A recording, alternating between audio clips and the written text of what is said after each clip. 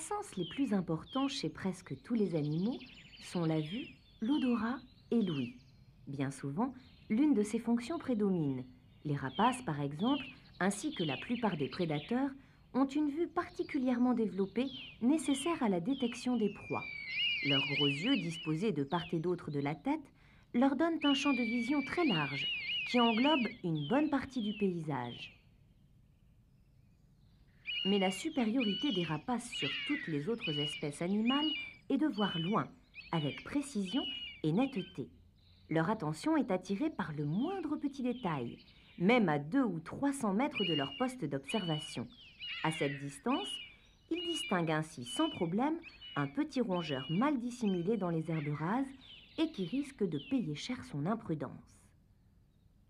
À l'opposé des rapaces, les insectes ont une vision très médiocre du point de vue de la netteté. Certains d'entre eux, par contre, détectent le moindre mouvement avec une extraordinaire rapidité. Il suffit d'essayer d'attraper une libellule ou une mouche pour s'en rendre compte. Ces insectes ont des yeux très développés qui recouvrent presque toute la surface de la tête. Ces yeux, appelés les yeux composés, ont une organisation particulière. Ils sont formés d'une multitude d'éléments visuels indépendants appelés omatidies. Voici, vus au microscope électronique, les omatidies de l'œil d'une mouche. Chacune de ces petites facettes se comporte comme un œil indépendant des autres et réagit au moindre mouvement. Les libellules en possèdent environ 30 000. 30 000 petits yeux dont il est bien sûr difficile de déjouer la surveillance. Passons maintenant à l'odorat. Avec la vue, c'est le sens le plus développé des serpents. Ceux-ci perçoivent les odeurs de deux façons, soit en respirant avec leur fosse nasale comme nous, soit aussi en tirant la langue. Et oui, la langue des serpents n'a jamais piqué qui que ce soit. Ceux-ci la sortent en un mouvement de va-et-vient rapide dans le seul but de capter les particules odorantes contenues dans l'air et de les mettre ensuite en contact avec des cellules sensibles situées à l'intérieur de leur gueule où elles seront analysées. La sensibilité aux odeurs peut être parfois extrêmement fine. Ce petit insecte, appelé scolyte de l'épicéa, est un spécialiste du genre. Il parvient à détecter dans la forêt le parfum très particulier émis par un arbre malade et s'attaque alors à son écorce.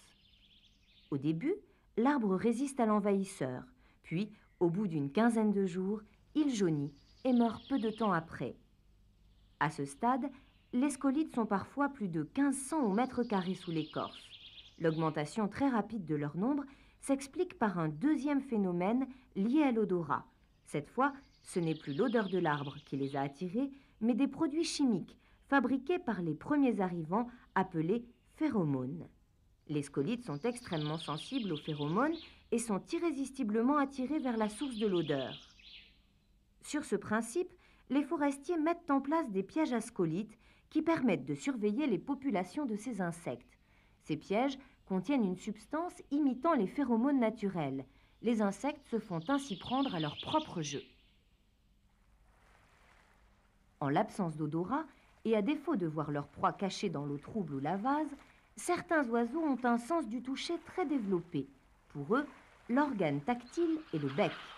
Celui-ci, souvent très long, est parcouru de terminaisons nerveuses qui leur permettent de détecter dans la boue les petits vers ou les crustacés dont ils se nourrissent. L'ouïe, enfin, est particulièrement fine chez tous les mammifères et le moindre bruit anormal dans leur paysage sonore les fait réagir.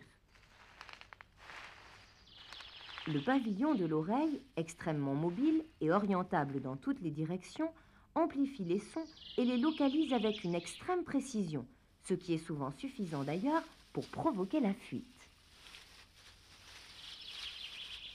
Cette extrême sensibilité au son est utilisée aussi par les carnivores, qui détectent leur proie à leurs cris suraigus.